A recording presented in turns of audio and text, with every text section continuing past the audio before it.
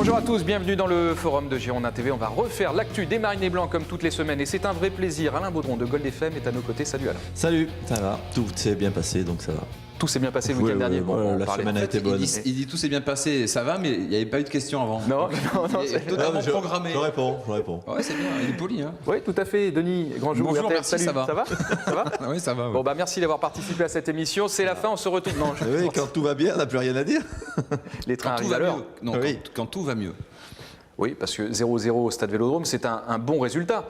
Ça aurait pu même être un meilleur résultat encore. Alain, vous étiez au Stade Vélodrome dimanche dernier. Oui, ça aurait pu être un meilleur Samedi résultat, dernier, pardon. mais il ne faut pas non plus en vouloir trop. C'était déjà bien de faire 0-0. Il a manqué peut-être un petit peu plus de... Je dirais pas d'envie, mais de prendre un petit peu plus de responsabilité offensivement parce que cette équipe s'est attachée à bien défendre, à bien combler tous les espaces qu'il pouvait y avoir face à une équipe marseillaise qui était sur sa dynamique de Dortmund. Ils l'ont bien fait pendant 90 minutes. Moi, j'avais un peu peur en première mi-temps parce que je les ai vus défendre. J'ai dit, bon, c'est pas possible de tenir 90 minutes sans faire d'erreur. On sait que Bordeaux était sujet à ça. Ben, ça prouve que ces petites erreurs qui nous ont enquiquinés pendant toute la première partie de saison, elles sont un peu gommées. On ne les voit plus. Donc, on n'encaisse plus les buts idiots qu'on encaissait. Allez, on va analyser avec vous évidemment les raisons qui maintenant permettent à cette équipe déjà de ne plus encaisser de buts. C'est vrai que ça facilite un peu le travail de tout le monde. Vous l'avez compris, premier thème de cette émission, Marseille-Bordeaux. On va revenir donc sur le match nul des Girondins au Stade Vélodrome. Vous avez suivi la rencontre, Denis, votre analyse générale déjà. J'étais pas à Marseille, mais j'ai vu quand même des belles occasions pour l'OM. Et ce qui est intéressant aussi... Des belles occasions pour l'OM ? Oui, il y a eu des occasions pour l'OM quand même. Il y a eu l'occasion de Chirou notamment. Oui, enfin, oui, la frappe de Chirou, la tête de Valbuena. Il y a eu un coup franc aussi, la tête de Valbuena, mais il y a eu une super présence défensive notamment de Cédric Carasso.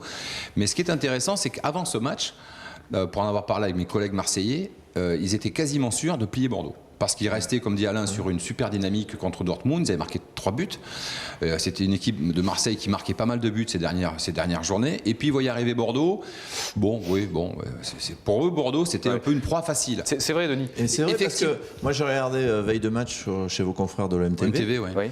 Ouais, il n'y avait aucun souci pour eux. Hein. Ouais. Et moi, j'ai écouté sur votre antenne RTL la veille donc les pronos avec Christophe Dugarry et Jean-Louis Pacul qui est à Marseille. Jean-Louis Pacul et puis notre ami Paco.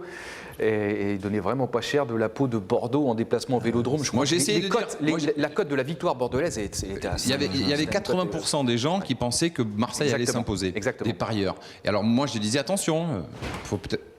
Oui. On parle de Marseille. On a perdu. Là, je pense que voilà, le bruit que vous avez entendu, en fait, c'est un pan du mur du studio qui a dû tomber. Donc 80% des gens qui pensaient que Marseille allait s'imposer, ça veut dire vraiment une grosse confiance du côté de l'équipe de Didier Deschamps. Et puis même si il y a eu cette Bordeaux s'est un peu arc-bouté en défense au début, mais ils ont su quand même développer, ils ont su garder leur sang-froid. Et ça, c'est hyper intéressant pour la suite. Ça fait 3 matchs où il n'y a pas de but de prix.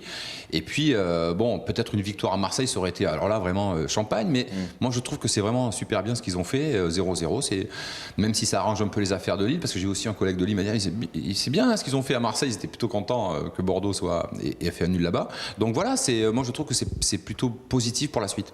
Ouais. Après, il ne faut pas peut-être s'enflammer encore, mais j'attends beaucoup de Sochaux maintenant parce que voilà, ça ferait 4 matchs, une belle série, quoi, comme on attendait depuis longtemps. Eh bien, comme toujours, le prochain match de Ligue 1, on va l'aborder dans la dernière partie de cette émission. Je reviens juste sur la veille de match.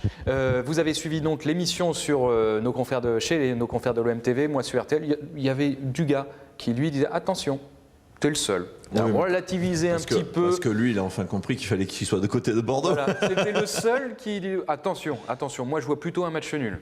Voilà. Ah, moi j'avais vu aussi un match nul, j'avais dit 0-0 en plus avant le match. Bah, voilà. J'étais persuadé que ça serait comme ça. C'était quoi les pronos la semaine dernière? Vous aviez dit quoi, moi je crois que vous avez dit nul aussi. Ouais, je pense qu'on avait dit tous nuls, hein, je crois. Ouais, me semble. Il faudrait vérifier sur les disques. Magnéto, Serge. D'accord. Non, mais c'est vrai que les Marseillais, parce qu'ils étaient sur une dynamique, voilà, on a gagné Dortmund, on en a mis 3. Ils restaient sur une série de 7 matchs sans défaite. Ouais, il y avait 15 points de prix sur 18. Voilà, ils étaient bien, ils étaient relancés et ils visaient le haut.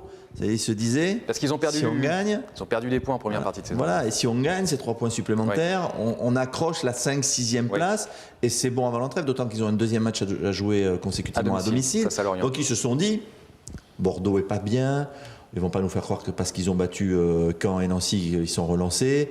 On va les battre. Ils étaient tous, je dis pas les joueurs et Didier Deschamps, mais les observateurs, pour avoir écouté un peu donc sur MTV. Ils disaient, ils vont pas nous embêter longtemps.